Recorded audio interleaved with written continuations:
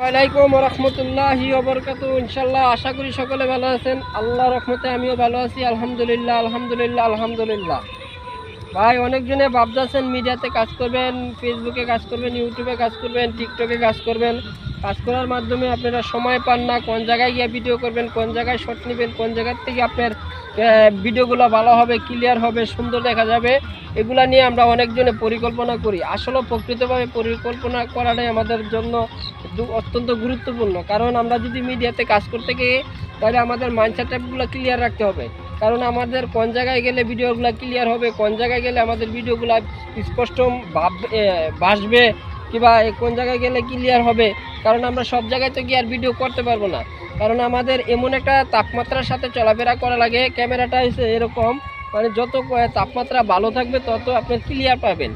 আপনার iPhone mobile হোক আর 10 টাকার মোবাইল হোক সেটা বড় না।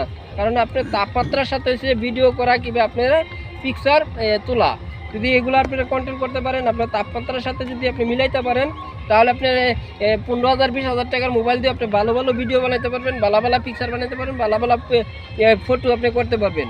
আর ঘটনা হয়েছে কি, আমি ভালো ভালো ভিডিও দেখছি যারা 1 লাখ 2 লাখ 5 লাখ ফলোয়ার আছে, তাদের ভিডিওগুলো কিছু কিছু ভিডিও দেখবেন লাল হয়ে রয়েছে, কালো হয়ে রয়েছে, বিভিন্নভাবে হয়ে রয়েছে। কেন জানেন? কারণ তারা যে তাপমাত্রার সাথে আমরা ম্যাচিং করতে পারি না। সূর্যের তাপ আসে, সূর্যের তাপের লাগা ভিডিওগুলো কালার হয়ে যায়। তাকে মোবাইল কিনবো, একটা মোবাইলের দাম 1.5 লাখ টাকা 2 লাখ টাকা।